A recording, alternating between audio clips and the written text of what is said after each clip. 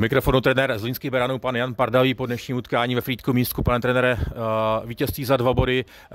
Váš komentář k tomuto utkání tady? No, veľmi ťažký zápas. My momentálne prežívame obdobie, kedy by nám to išlo ľahko. Dnes musíme byť šťastní za 2 body, že sme odtiaľto zobrali víťazstvo za 2 body, pretože aj keď sme mali dobrý začiatok, vstup do zápasu, pribrzdilo nás to 4-minútové vylúčenie, potom prvú tretinu sme ešte odohrali solidne, v druhej tretine sme urobili strašne veľa nevinútených chýb a dávali sme Frýdku šance na skorovanie. Tam sme urobili naozaj milión hlúpych chýb a nevinútených chýb. A vďaka Hufiňovi sme to držali v stave 0-0 a v tretej tretine to bolo o 1 góle. Dalo Frýdek po našej chybe po vhadzovaní a potom sme to stiahli na 3 formácie s hráčmi, ktorým sme verili, že proste mali v tom zápase najlepšiu aktuálnu formu a nakoniec to vyrovnanie asi bolo zaslúžené, pretože ten zápas bol celkovo vyrovnaný, aj keď možno, že o kúštik boli lepší hráči Frýdku.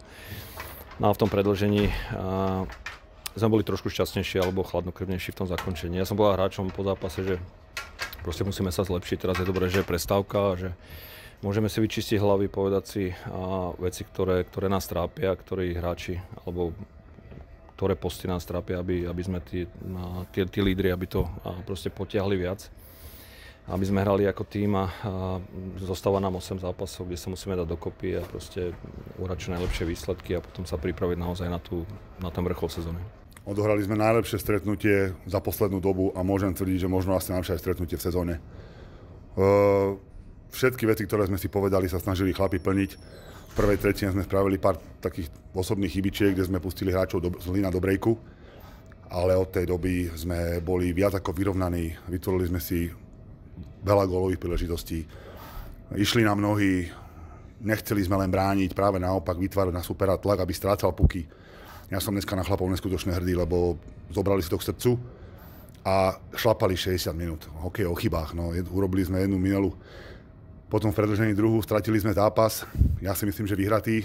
Rosti, keby dal trestné strelanie na 2-0, tam by sa to asi zlomilo. Ale je to šport. Napriek tej prehre v predĺžení ten bod si veľmi vážime. Zbierame bod po bode. Je to niekedy málo, ale lepšie ako nič. A za dnešný výkon by som chcel celý tím fakt pochváliť, pretože predviedli, že ten hokej hrať vedia. A keď budeme takto hrať, tak ja sa o tento tým nebojím. Martin, možná doplňující otázka, před námi je repre pauza, za 6 dnů hrajeme nicméně zápas na Vsetíně, tak jaký bude, Martine, program týmu teď v nejbližších dnech?